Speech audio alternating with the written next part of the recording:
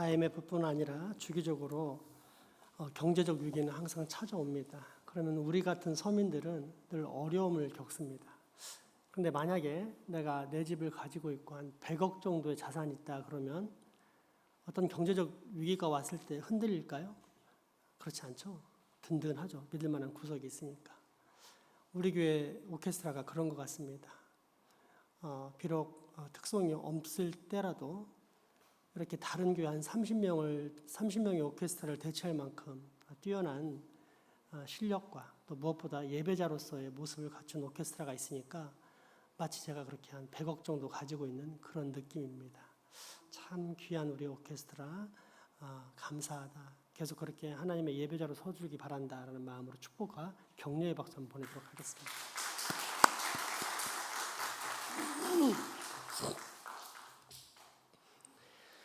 추석 때 시골에 올라가 자주 하는 일 중에 하나가 감 수확입니다. 꽃감용 감을 따는데 이번에는 특별히 지명이 소명이도 동참시켰습니다. 현재 당연시하고 있는 편안한 삶의 근원에 대한 확인과 더불어 이제는 어느 정도 성숙해졌기에 땀과 노동의 가치를 깨달을 때도 되었다라는 생각이 들었기 때문입니다. 아들, 딸, 지금부터 감을 딸 텐데 먼저 너무 빨갛게 익어서 물렁해진 것은 홍시나 감 식초용으로 별도 분리해 놓아야 해. 또 빨간 감 중에서도 파란색이 많이 섞인 것은 깎아도 꽃감이 안 되니까 따지 말고 익을 때까지 그냥 놓아주고 아빠가 들고 있는 감처럼 빨갛게 잘 익은 것들만 따야 해. 알았지? 그렇게 아침부터 작업을 시작했는데 한창 일하던 오후 2시쯤 되니 아이들이 녹초가 되어버렸습니다.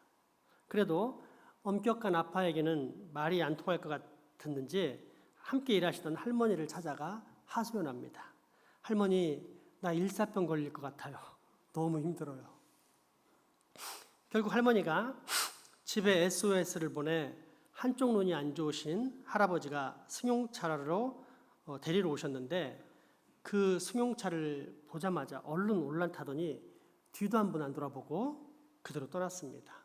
매우 힘들었던 모양입니다.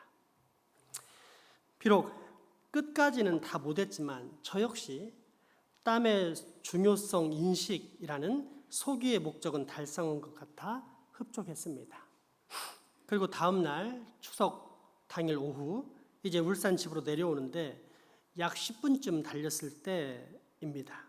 문득 뒷자리에 있던 지명이 소명이가 길가의 감나무들을 보면서 걱정스러운 말투로 이야기합니다. 저러면 안 되는데, 너무 익으면 꽃감 못 만드는데, 얼른 따야 하는데 우리가 가서 따줄까? 아는 만큼 보입니다. 우리 신앙도 마찬가지입니다.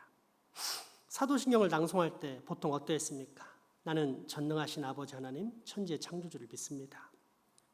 나는 그의 유일하신 아들 우리 주 예수 그리스도를 믿습니다. 그는 성령으로 잉태하사 유창하게 낭독하지만 사실은 수리수리 마수리처럼 마치 주문 외우듯이 아무 생각 없이 읽어 내려갔습니다. 그러나 최근에 사도신경에 성부 하나님과 더불어 성자 예수님에 대해 배웠던 우리는 성자의 이름에 담긴 의미만 해도 4가지라는 사실을 알게 되었습니다. 먼저 예수란 자기 백성을 그들의 죄에서 구원할 자라는 뜻입니다.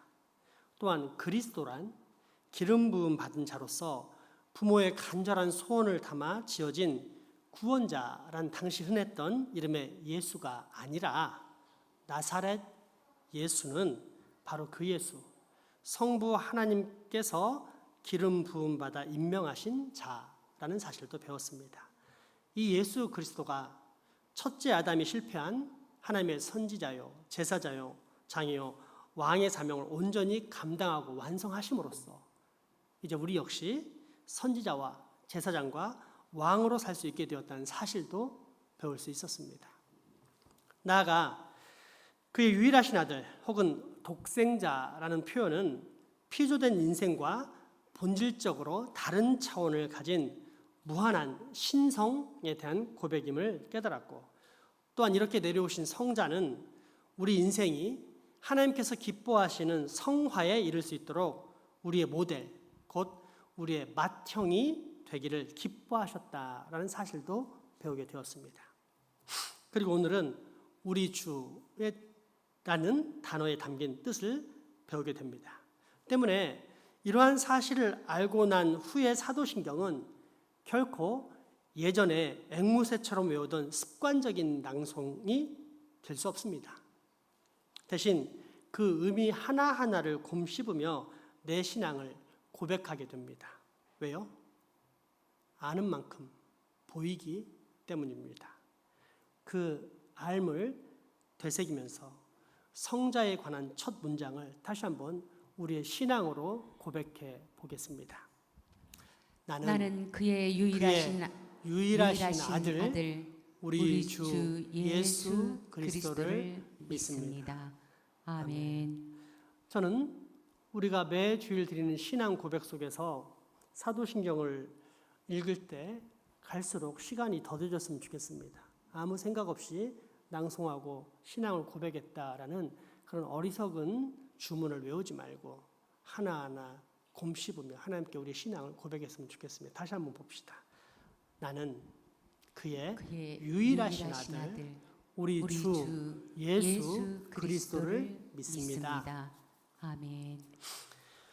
오늘 배울 주라는 말은 주인, 임금 또는 우두머리라는 뜻으로서 주인님이라는 말을 줄여서 부르는 말입니다. 그런데 사도신경은 예수님에 대해서 우리 주라고 부릅니다. 이 주라는 말이 성경에서 사용될 때는 훨씬 더 특별한 의미를 담는데 무엇보다 예수님에 대해서 주님 혹은 우리 주라고 부른다는 것은 구속자와 통치자의 의미입니다. 즉 우리를 죄와 마귀의 권세에서 해방하고 구속하신 예수님께서 이제 내 인생의 주인이 되셔 나를 다스려 가신다는 뜻이 됩니다. 그것도 은과 금 같은 세상의 재물이 아닌 당신의 거룩한 피값, 보혈로 우리를 사서 당신의 소유를 삼으셨다라고 가르쳐줍니다. 하이델베르크 제34문답입니다. 왜 당신은 그리스도를 우리 주라고 부릅니까? 왜냐하면 그리스도가 금이나 은이 아니라 자신의 보배로운 피로 우리의 몸과 영혼을 우리의 죄로부터 구속하시고 또한 마귀의 모든 권세로부터 구원하셨기 때문입니다. 그리고 우리를 사서 자신의 소유로 삼으셨기 때문입니다. 아멘. 우리가 보는 신약 성경이 기록될 당시의 로마에서는 주라는 말을 로마 황제에게 사용했습니다. 헬라어로 퀴리오스라고 하든지 라틴어로 도미너스라고 하든지 안 나와요? 하든지 주라는 말은 황제에게 사용하는 호칭이었습니다. 보통은 죽은 황제를 신으로 섬기면서 주라고 불러라 했는데 어떤 황제는 자신이 살아있을 때 자신을 신으로 섬기도록 했습니다. 황제를 신으로 섬기는 것은 국가 종교로서 로마 황제는 당시 로마 제국인 아시아, 아프리카, 유럽에 걸쳐 있는 모든 식민지를 이념적으로 통일시키려고 자신을 그렇게 신격화한 것입니다. 그래서 황제 숭배, 즉 황제의 신상에다가 절을 하는 법을 만들었습니다. 일제시대 일본이 식민지인 우리나라 백성들에게 신사참배와 천황 숭배를 강요한 것과 똑같다고 생각하면 됩니다. 그리고 이것은 선택이 아닌 필수였습니다. 특별히 어떤 사람이 공직자로서 그 사회에서 성공하려면 반드시 황제를 주라고 부르며 예배에 참석해야 했습니다. 지금으로 따지자면 마스크를 쓰거나 백신을 맞아야만 백화점이나 대형마트에 출입 가능한 것이라 할 수 있습니다.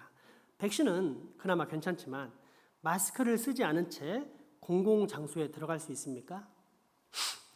로마의 황제 숭배 사상도 이와 똑같았습니다. 게다가 로마 황제는 나름의 관용 정책을 사용해서 모든 종교를 다 버리고 자기만 섬겨라 이러지 않았습니다. 그냥 너희들 믿는 종교를 그대로 믿되 덧붙여서 황제에 대한 숭배도 하라는 것이었습니다. 때문에 큰 반대 없이 로마가 다스리고 있는 모든 제국의 백성들은 로마 황제를 주여, 주님이시여 라고 부르고 숭배했습니다. 문제는 그리스도인들입니다. 하나님의 백성들이 황제의 상 앞에 가서 절을 할 수 있겠습니까? 불가합니다. 이것은 십계명 제1, 2계명을 정면으로 위배하는 행위로서 하나님 외에 다른 신을 섬기는 것이고 우상을 섬기는 일이기 때문입니다. 오직 삼위일체 하나님 한 분만 섬기는 교회는 결코 그럴 수 없다라고 했습니다. 그 결과 핍박을 받을 수밖에 없게 되었는데 이때 고난을 피할 수 있는 기준 역시 이 주라는 단어였습니다. 즉 만약에 황제를 주라고 부르면 지금 살고 있는 그대로 현 사회의 일원으로 계속 살아갈 수 있는 것이고 거부하면 바로 그 자리에서 붙잡혀 끌려가 얼마 후 사자밥이 되거나 또는 몸에다가 불을 붙여 밤거리 로마 시내를 밝히는 횃불이 되게 하였습니다. 삶과 죽음을 가르는 단어가 바로 이 주였다는 것입니다. 그러니까 현재 우리가 너무 편안하게 또는 아무 생각 없이 주님, 주여 라고 부르지만 사실 이 주라는 단어는 오직 자신의 생명을 내건 사람만이 부를 수 있었다는 뜻입니다. 여러분 어떻습니까? 여러분은 주님이라고 부를 때 그 단어에 여러분의 생명을 내걸고 있습니까? 우리 주인이신 예수님께서 전 재산을 달라고 하시든지 아브라함 때처럼 자식을 달라고 하시든지 혹은 나의 목숨을 달라고 하시든지 등 어떠한 요구를 하시든지 간에 거기에 응답해 예 알겠습니다. 다 주의 것이니 바치겠습니다. 새 집이지만 바치겠습니다. 전 재산이지만 바치겠습니다.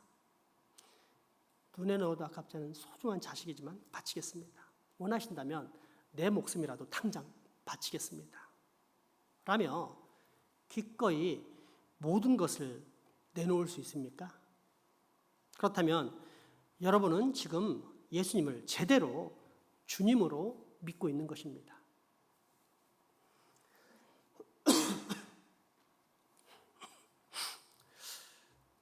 구약에서의 주라는 말의 핵심은 여호와에서 찾을 수 있습니다.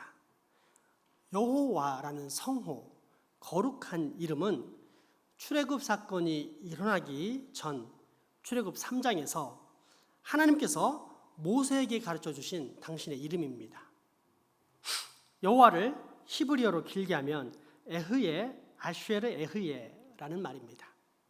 줄여서 에흐예라고 쓰기도 하며 이것을 3인칭으로 바꾸면 이흐예가 되는데 여기서 현재 우리가 사용하고 있는 여호와 혹은 야훼라는 이름이 나왔습니다.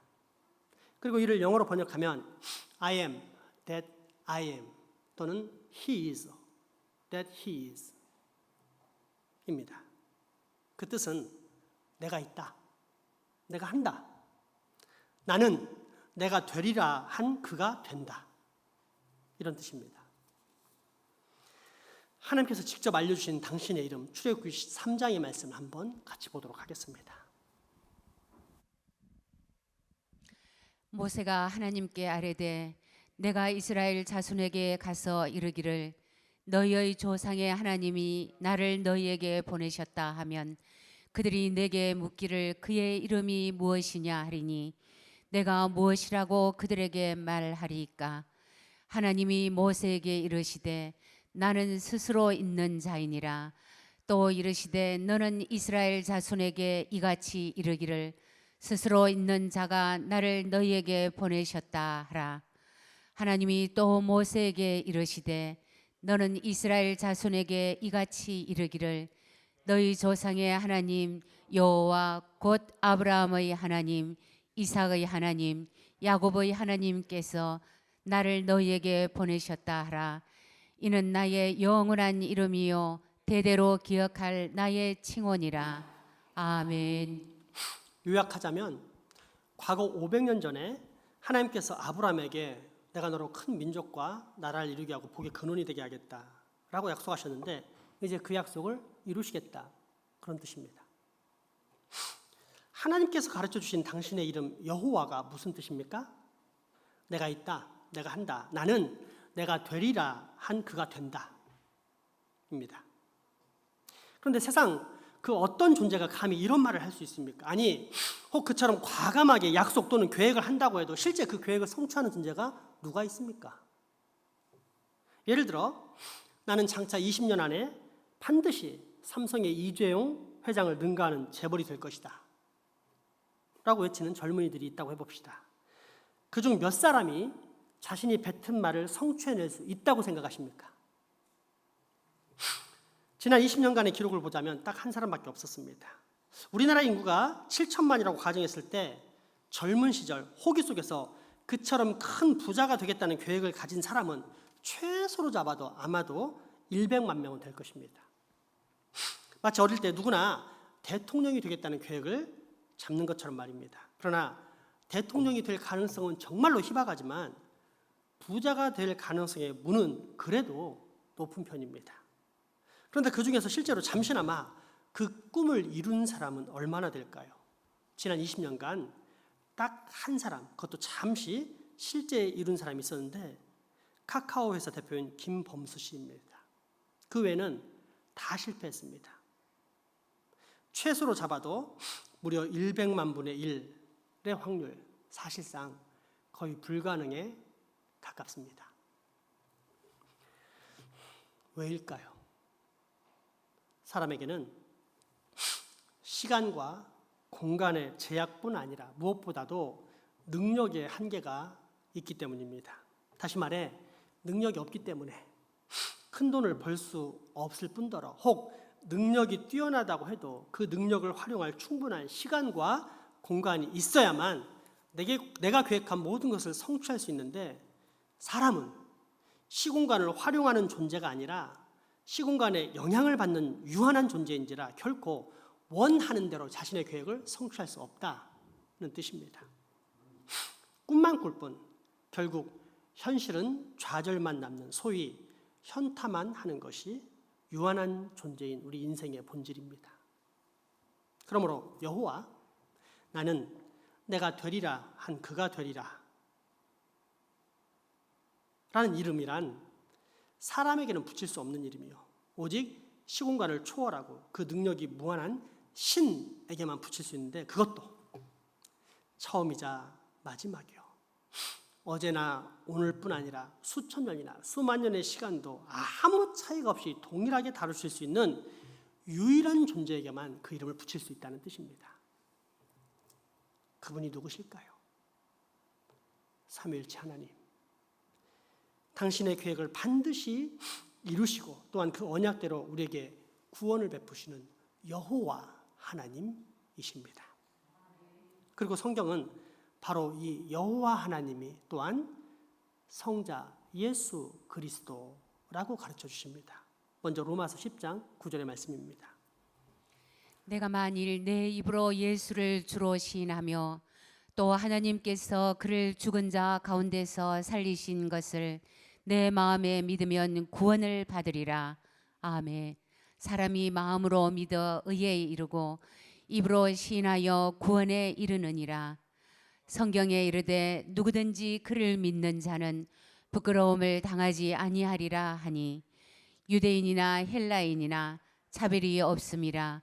한 분이신 주께서 모든 사람의 주가 되사 그를 부르는 모든 사람에게 부요하시도다.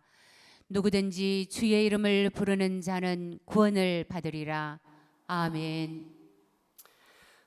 이 세상에 있는 자기 백성을 구원하고 자녀 삼기 위해 오신 예수 그리스도를 구원자로 믿을 뿐 아니라 진정한 나의 주인으로 모시는 사람만이 이 구세주로 말미암아 영원한 생명을 얻게 된다는 말씀입니다. 그런데 이 말씀은 갑자기 신약에 나타난 것이 아니라 구약의 예언이 성취된 것입니다. 요엘 2장 28절에서 32절 말씀을 보겠습니다. 그 후에 내가 내 영을 만민에게 부어주리니 너희 자녀들이 장래일을 말할 것이며 너희 늙은이는 꿈을 꾸며 너희 젊은이는 이상을 볼 것이며 그때에 내가 또 내 영을 남종과 여종에게 부어줄 것이며 내가 이적을 하늘과 땅에 베풀리니 곧 피와 불과 연기 기둥이라. 여호와의 크고 두려운 날이 이르기 전에 해가 어두워지고 달이 핏빛같이 변하려니와 누구든지 여호와의 이름을 부르는 자는 구원을 얻으리니 이는 나 여호와의 말대로 시온산과 예루살렘에서 피할 자가 있을 것이며 남은 자 중에 나 여호와의 부름을 받을 자가 있을 것임이니라. 아멘. 내 영이란 성령으로서 현대의 남녀노소 누구나 할 것 없이 충만하게 부어지고 있는 성령님의 은혜를 말합니다. 여호와의 크고 두려운 날이 이르기 전에란 세상 마지막이 다다른 종말의 때, 지금 현재를 말합니다. 이제 곧 예수님이 오실 것입니다.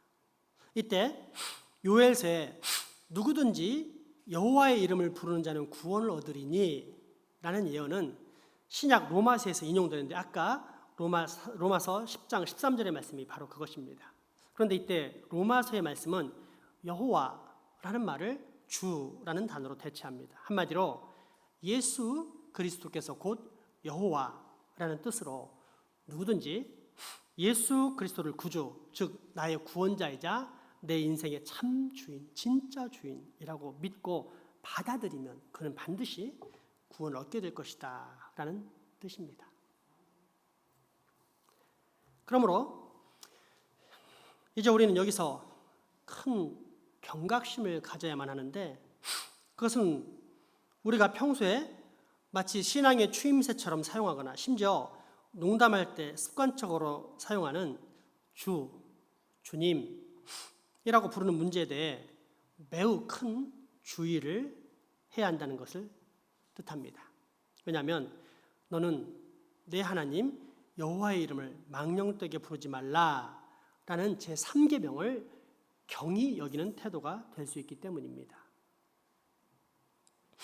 실제로 구약시대 이스라엘 백성들은 얼마나 그 이름을 경외하고 두려워했는지 감히 여호와의 이름을 부르지도 않고 쓰지도 않았습니다. 성경을 베끼다가도 여호와라는 이름이 나오면 목욕 제기하고 그 다음에 여호와라고 쓴 것이 아니라 그 이름을 차마 쓸 수 없어서 점 4개만 쭉쭉쭉쭉 찍고 넘어갔습니다. 그리고 그 점 4개를 찍은 다음에는 그 붓을 없애고 새로운 붓을 가져다 썼습니다. 왜냐하면 여호와라는 뜻을 의미하는 이름을 썼던 그 붓으로 다른 말, 예를 들어 우상을 섬기지 말라라는 말을 쓰면 안 된다라고 생각했기 때문입니다. 물론 이처럼 문자적으로 적용하는 지나침이 없진 않지만 적어도 여기서 유대인들에게 우리 하나님이 얼마나 큰 경외와 찬양을 받기에 합당하신 분인지를 우리는 배울 수 있습니다. 또한 유대인들은 이처럼 거룩한 여호와의 이름을 감히 부를 수 없기에 다른 이름으로 대체해서 불렀는데 그것이 곧 히브리어 아도나이입니다. 우리가 수요 예배 시간에 들으면 아론의 축도에 나오는 아도나이가 바로 그것입니다. 이 아도나이의 뜻이 무엇입니까? 주입니다. 바로 이 아도나이가 신약에 와서 헬라어로 큐리오스, 또 로마 당시 지배 언어였던 라틴어로 도미누스 같은 주라는 말로 사용된 것입니다. 그러므로 성경이 말하는 주란 곧 여호와 하나님을 뜻합니다. 그리고 이 사실을 가장 정확히 알 수 있는 부분 중 하나가 야고보서입니다. 야고보서를 쓴 야고보 사도는 예수님의 친동생입니다.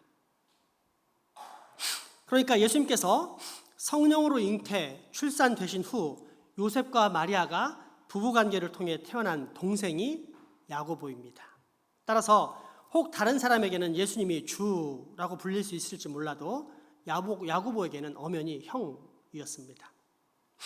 그런데 이 형에 대해 적지 않은 불만을 야고보가 가지고 있었는데, 실제로 신학자들은 예수님의 공생의 기간 중 자신의 형인 예수가 미친 것 같다는 생각을 할 정도로 동생 야고보에게 형 예수는 매우 인간적이고도 인간적인 사람일 뿐이었습니다. 그런데 부활하신 예수님을 만난 이후 야고보가 확 바뀝니다. 33년을 같이 살았던 자신의 친형, 치고받고 싸우며 자랐던 절친했던 형에 대해 더 이상 편안하고 격이 없는 듯한 이전의 호칭을 사용하지 않습니다. 대신 극존칭을 쓰는데 심지어 그와 나는 형제가 아니라 주인과 종의 관계다라고 설명합니다.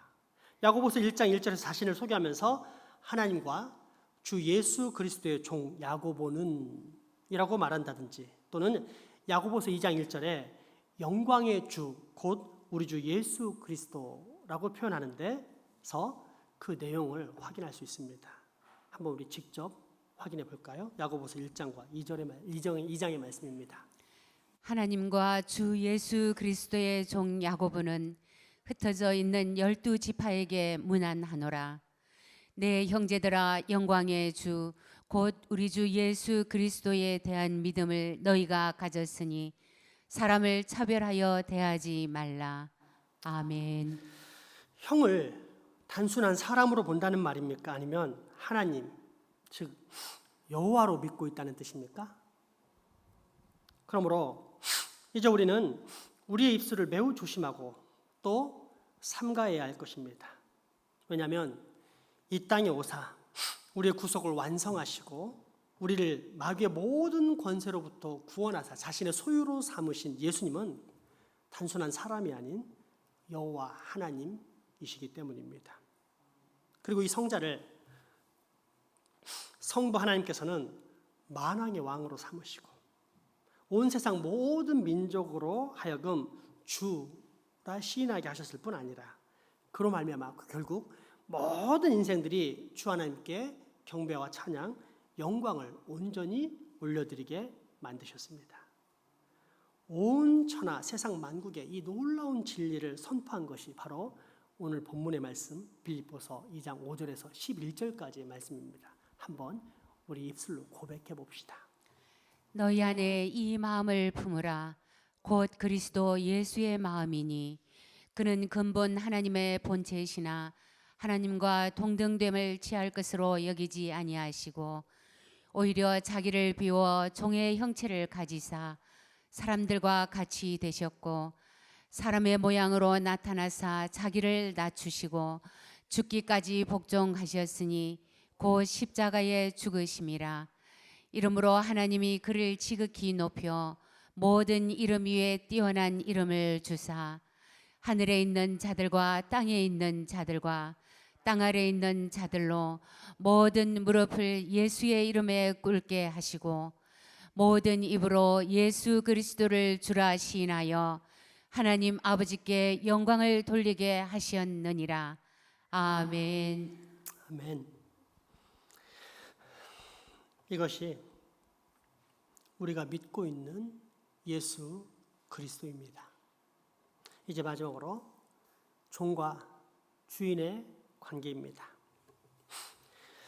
예수님이 주인이시라면 우리는 당연히 종입니다. 그렇다면 주인에 대한 정상적인 종의 관계는 어떠한 것이겠습니까? 무엇보다도 그 주인이 단순히 금이나 은의 값을 주고 나를 산 것이 아니라 당신의 생명, 즉 당신의 거룩한 피를 흘려가시면서 죽음으로써 나를 사셨다. 그래서 나를 저 영원한 멸망의 구렁텅이에서 건져내셨다면 종인 우리는 과연 어떻게 살아야 할까요?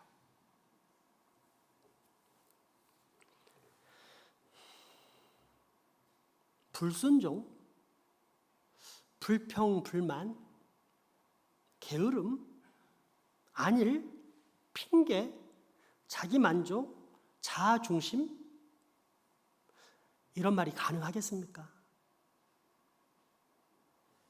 만약 가능하다면 안타깝지만 이것은 현재 내가 예수님과 주인과 종의 관계가 아닌 남남이라는 증거입니다. 예수님을 주인으로 모신 종이라면 절대 이렇게 살 수가 없기 때문입니다.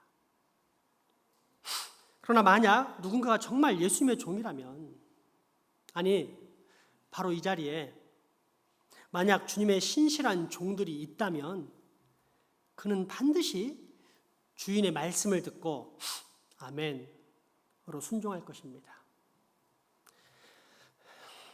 그렇게 저는 이제 주님의 명령을 전하고자 합니다. 여러분, 성경을 읽으십시오. 주님의 말씀입니다. 여러분, 말씀을 주야로 묵상하십시오. 주님의 말씀입니다. 여러분, 쉬지 말고 기도하십시오. 주님의 말씀입니다. 여러분, 날마다 숨 쉬는 순간마다 우리 주님께 경배와 찬양을 올려드리십시오. 주님의 말씀입니다. 여러분, 예배에 꼭 참석하여 하나님께 영광을 올려드리십시오. 주님의 말씀입니다. 여러분, 반드시 교육을 받으십시오. 하나님을 알아가는 지식 가운데 자라나십시오. 주님의 말씀입니다. 여러분, 허망한 세상적 친교나 세속적인 비방 모임에서 이제는 벗어나 영적인 교제에 들어가십시오. 주님의 말씀입니다. 여러분, 세상 사람들처럼 이기적으로 살지 말고 주어진 사명을 따라 선한 봉사를 하며 살기를 힘쓰십시오. 주님의 말씀입니다. 여러분, 헛된 곳에 자신의 물질을 투자하지 말고 저 영원한 하늘나라에 투자하십시오. 거룩한 선교에 힘쓰십시오. 주님의 말씀입니다.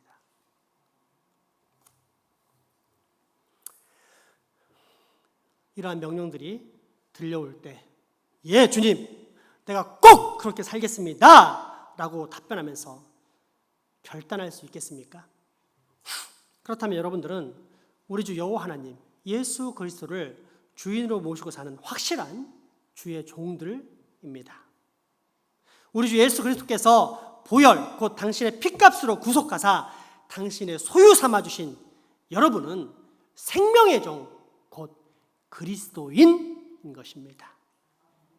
다시 한번 이 사실을 하이델베르크 요리문답과 오늘 본문 말씀을 통해 확인하면서 우리의 신앙으로 고백해 봅시다.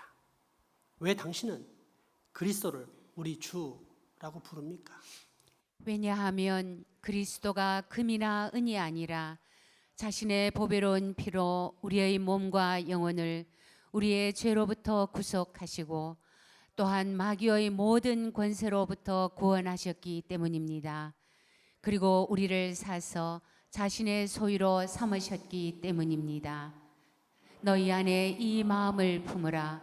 곧 그리스도 예수의 마음이니 그는 근본 하나님의 본체시나 하나님과 동등됨을 취할 것으로 여기지 아니하시고 오히려 자기를 비워 종의 형체를 가지사 사람들과 같이 되셨고 사람의 모양으로 나타나사 자기를 낮추시고 죽기까지 복종하셨으니 곧 십자가에 죽으심이라. 이러므로 하나님이 그를 지극히 높여 모든 이름 위에 뛰어난 이름을 주사 하늘에 있는 자들과 땅에 있는 자들과 땅 아래에 있는 자들로 모든 무릎을 예수의 이름에 꿇게 하시고 모든 입으로 예수 그리스도를 주라 시인하여 하나님 아버지께 영광을 돌리게 하시었느니라. 아멘. 모든 목사님들이 마찬가지겠지만 저 역시 이 장생포교에 있는 사명은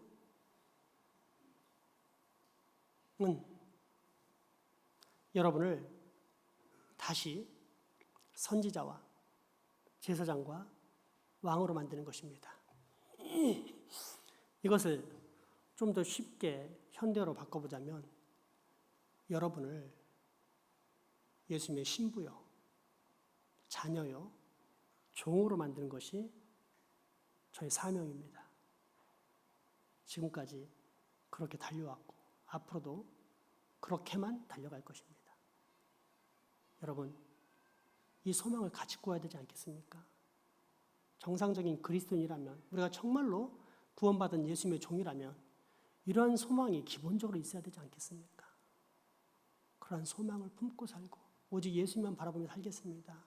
이런 신앙의 고백을 우리 찬양으로 올려드리도록 하겠습니다. 찬송가 95장 우리 주님을 생각하며 나아갑니다.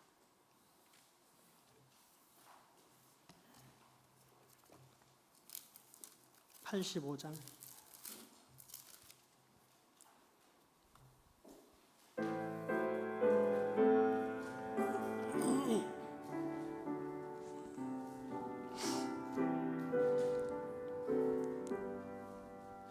구주를 생각만 해도 이렇게 좋거든. 주 얼굴 배울 때야 얼마나 좋으랴. 만민의 구주 예수의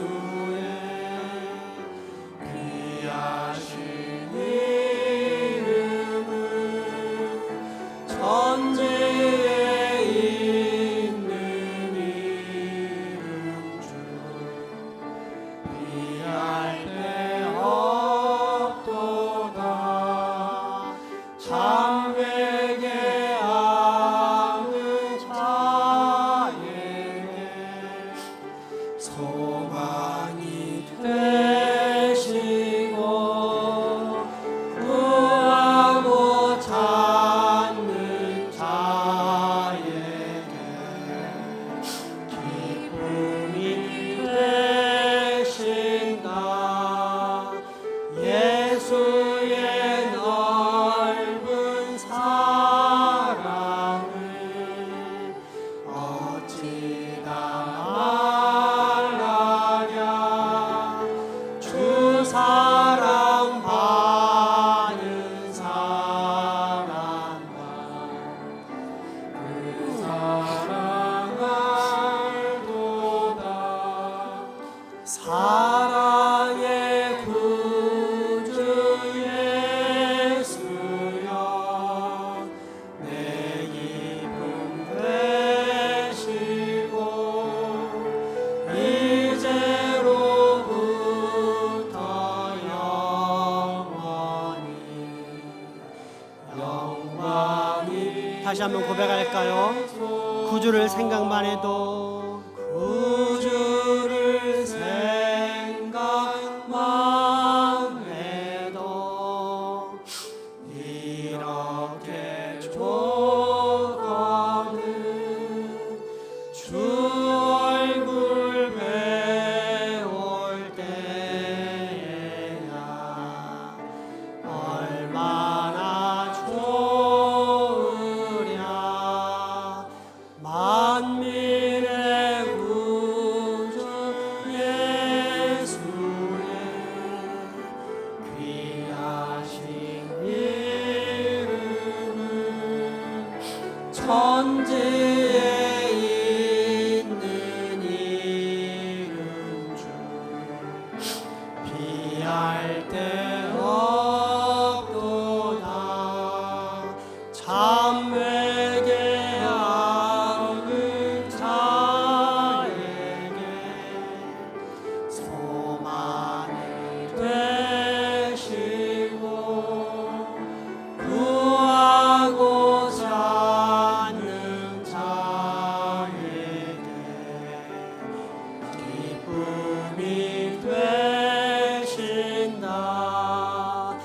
예수의 넓은 사랑을 어찌다 말하랴. 주 사랑 받은 사랑아 그 사랑 알도다. 사랑의 구주 예수여 내 기쁨 되시고 이제로부터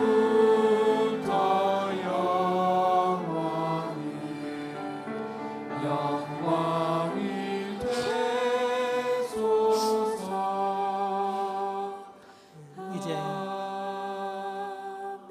이제 3, 4, 5절을 다시 부를 텐데 이 찬양을 다시 부르기 전에 한 가지 우리 성경적인 진리를 좀 나누기 원합니다.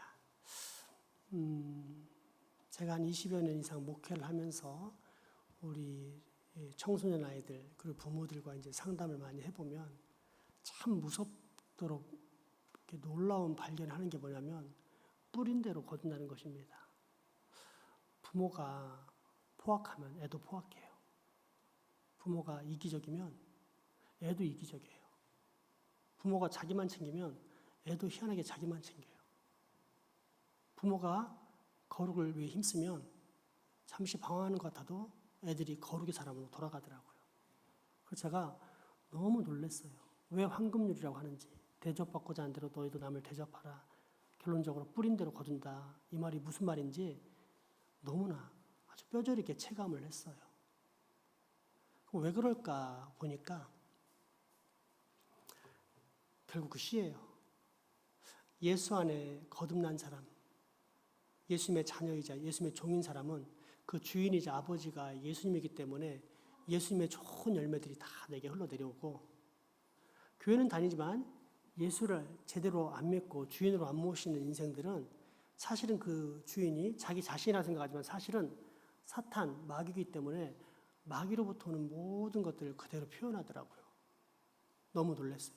그러면 예수 잘 믿는 사람 그러면 늘 거룩하게 사는가? 그렇지 않아요. 예수 잘 믿고 상당히 거룩하다 하는 사람들도 그런 마귀의 흉내를 낼 때가 많아요. 그래서 왜 그럴까 했더니 이제 그게 세속화예요. 같이 교회 다니는 가라지인 그 마귀의 자식들에게 영향을 받아가지고 그렇게 휩쓸리는 걸 볼 수가 있어요. 물론 그럼에도 불구하고 은혜의 하나님께서 그를 다시 한번 선택했기 때문에 건져주시기 때문에 우리가 살 수 있는 거지, 만약 뿌린 대로 거둔다면 우리처럼 비참한 인생이 없어요. 아이들베르 그 고백이 딱 맞아요. 우리의 죄와 비참함이 얼마나 큰지 알게 해주세요. 그 말이 그 말이에요. 근데 참 감사한 건 그런 충동 가운데 있다 할지라도 하나님 믿는 자녀는 다시 회개할 수 있고, 회개 가운데 예수님의 사랑을 다시 충만하게 공급받으며 그래서 예수님을 기뻐하며 살 수 있는 기쁨을 다시 회복하게 된다는 거예요. 그 고백이 오늘 찬양입니다. 그래서 이 시간 기도할 때 하나님, 내가 장생포교의 거룩한 교인으로서 거룩하신 예수님의 모든 것을 받아서 드러내는 성도 되게 해주십시오 라는 마음의 고백을 담아 3, 4, 5절을 다시 부르도록 하겠습니다.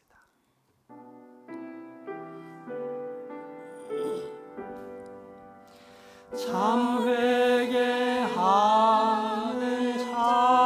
자에게 소망이 되시고 구하고 찾는 자에게 기쁨이 되신다. 예수의 넓은 사랑을 어찌다 말하랴. 주 사랑 받은 사랑아 그 사랑 알도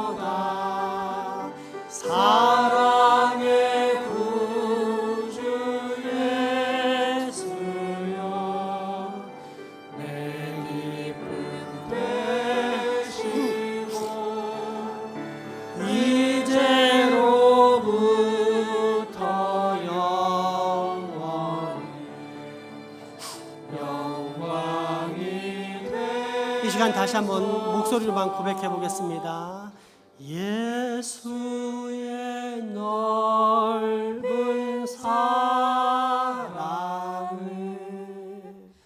어찌다 말하랴.